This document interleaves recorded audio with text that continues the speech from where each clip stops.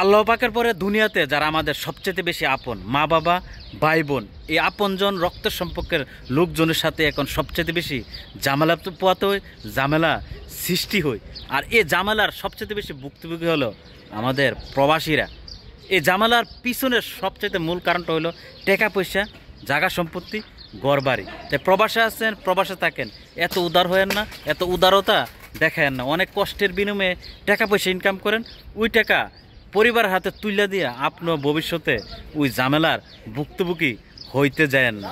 কারণ হাজারো প্রবাসী আছে যারা কিনা সকল টাকা পয়সা পরিবারের কাছে তুলে দিয়া এখন বর্তমানে অসুস্থ রোগীর মতন এই পৃথিবীর বুকে বাচ্চা আছে, যে রোগের কিনা কোনো ডাক্তার খুঁজা পাইতেছে না, ওষুধও খুঁজা পাইতেছে না। নিজের দেহটা, জীবনটা তিলে তিলে শেষ হয়ে যাচ্ছে।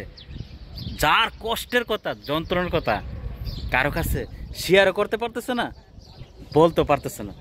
তাই ভাই প্রবাসে আছেন, টাকা পয়সা অনেক কষ্টের বিনিময়ে ইনকাম করেন, আর ওই টাকা পয়সা পরিবারের সাথে এমনভাবে লেনদেন করেন যাতে আপনারও ভবিষ্যতে ওই পরিবারের সাথে ঝামেলা সৃষ্টি না হয়, ঝামেলা পোয়াতে না হয়।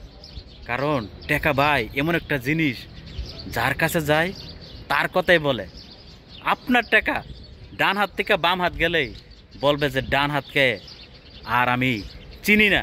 ভাই দুনিয়াতে এমন একটা যুগে দাঁড়াইছে, কাউরে আর অন্ধের মতো বিশ্বাস করেন না। কারণ আমরা প্রবাসীরা পরিবারের লোকজনকে অন্ধের মতো বিশ্বাস করি। এই অন্ধের মতো বিশ্বাস করার কারণেই আমরা সবসময় বাইকওয়ালা বাসটা খাই।